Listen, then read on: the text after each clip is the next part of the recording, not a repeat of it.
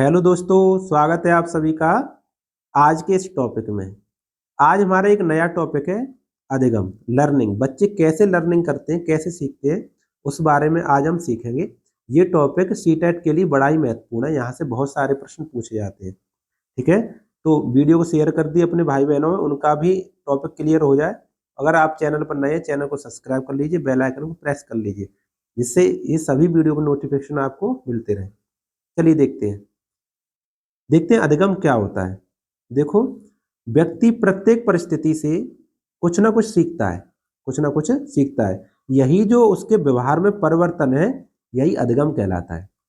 ठीक है ना। दूसरी परिभाषा लिखिए, देखो, परिस्थिति के अनुसार अपने व्यवहार में परिवर्तन लाना ही क्या कहलाता है? सीखना कहलाता है, यानी अधिगम कहलाता है। ठीक है, तो ये परिभाषा से ये पॉइंट आप याद रखेंगे। व्यवहार में परिवर्तन लाना क्या कहलाता है? अधिगम कहलाता है। इसकी प्रोसेस है, देखो, लर्निंग प्रोसेस है। ये भी आपको पॉइंट वाइज याद रखनी है। जैसे पहला है अधिगम जन्म से लेकर मृत्यु तक चलने वाली प्रक्रिया है।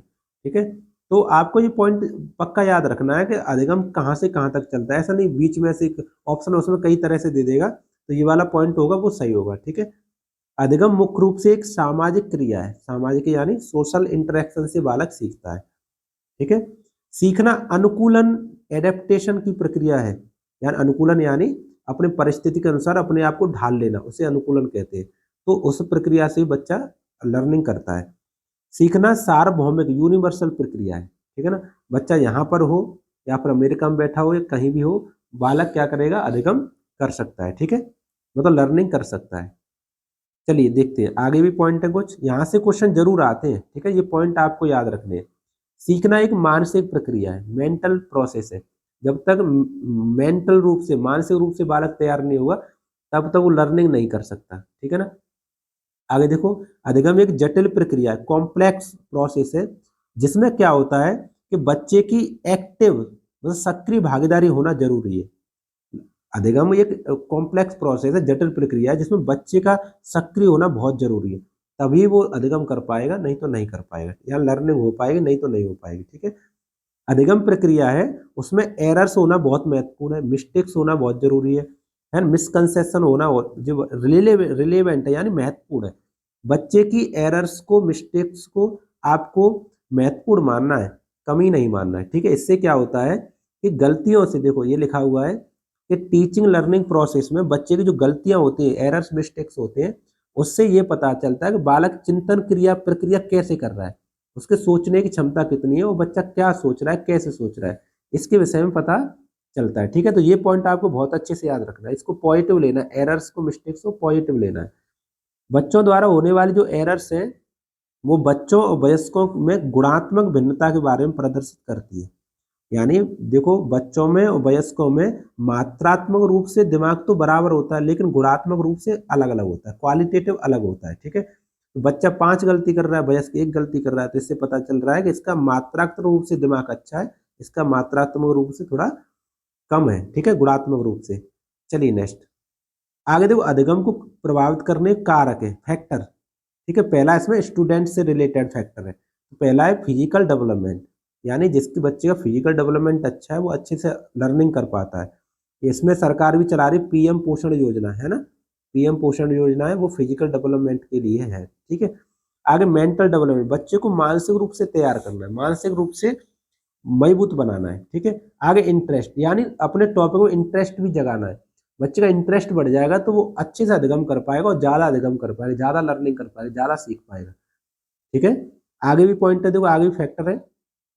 इंटेलिजेंस लेवल, बच्चों का, सभी बच्चों का एक जैसा इंटेलिजेंस लेवल नहीं होता, अलग अलग होता है, तो उसी के हिसाब से उनको तैयार करना, उसी हिसाब से पढ़ाना है। ठीक है, मोटिवेशन लेवल, देखो 2 प्रकार के मोटिवेशन होते हैं, एक इंटरनल एक एक्सटर्नल। ठीक है ना, एक आंतरिक एक बाह्य।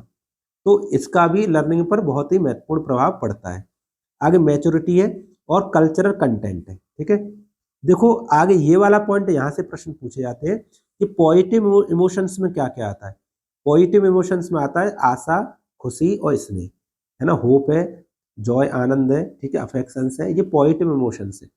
लेकिन नेगेटिव इमोशंस क्या है? डर, भय, ठीक है, चिंता, एंग्जाइटी, बोरियत, बच्चा पढ़ रहा है उसमें बोरियत महसूस कर रहा है, ये का नेगेटिव इमोशंस है उसके। ठीक है ना, तो यहाँ से प्रश्न जरूर आता है, इसको तैयार जरूर कर लीजिए। आगे देखो, टीचर से रिलेटेड फैक्टर है, इनको भी आपको याद रखना है। पहला है विषय का ज्ञान, टीचर को अपने विषय का ज्ञान होना चाहिए, सब्जेक्ट में नॉलेज होना चाहिए। इंडिविजुअल डिफरेंसेस के बारे में पता होना चाहिए, क्यों, प्रत्येक बच्चा अलग अलग, सीखने की क्षमता अलग अलग होती है, तो उनके बारे में उसको ज्ञान होना चाहिए टीचर को, ठीक है। चाइल्ड सेंटर होना चाहिए, बाल केंद्र शिक्षा का ज्ञान होना चाहिए, बाल केंद्र शिक्षा उसको देनी चाहिए। और एक्टिव होना चाहिए, सक्रिय होना चाहिए, और इंटरेस्टेड होना चाहिए पढ़ाने में, ठीक है ना। गुड टीचिंग मेथड्स आने चाहिए उससे, और पेडागोजिकल अप्रोचेस का प्रयोग करना चाहिए, इसका उपयोग करना चाहिए, शिक्षा शास्त्री उपागम इसका उपयोग करना चाहिए पढ़ाते समय, ठीक है ना। ये टीचर से संबंधित फैक्टर है। आगे एनवायरनमेंट से रिलेटेड फैक्टर है, उनको भी आपको याद रखना है। क्लास का जो एनवायरनमेंट है वो सहयोगात्मक होना चाहिए, ठीक है, सहकारात्मक होना चाहिए। आ रही बात समझ नहीं आ रही, ऐसे स्कूल का होना चाहिए, ऐसे परिवार का होना चाहिए, ठीक है ना। तो बच्चे का अधिगम ज्यादा हो पाता है, यानी उसकी लर्निंग अच्छी हो जाती है। आगे देखिए, कुछ इंपॉर्टेंट पॉइंट्स हैं, इनको भी आपको याद रखना है। देखो, पहला इसमें स्कूल में अधिगम में परिवेश से सहभागिता द्वारा कौशलों और ज्ञान का अर्जन पर अधिक बल देना चाहिए। स्कूल क्या करे कि अपने आसपास परिवेश में सहभागिता द्वारा, इंटरेक्शन द्वारा बच्चों का ज्ञान अर्जन, है ना, कौशल का अर्जन, मतलब इनका विकास होने पर ज्यादा बल देना चाहिए स्कूल को, ठीक है ना। आगे देखो, सार्थक अधिगम में एक समस्या पर विविध तरीकों से विचार करने के लिए प्रोत्साहित करना चाहिए, किसको, स्कूल को, ठीक है ना। कि क्या कहते हैं, एक ही समस्या है, उस पर कई तरीकों से सॉल्यूशन प्राप्त करना, कई तरीकों से विचार करना, ऐसा प्रोत्साहन करना चाहिए।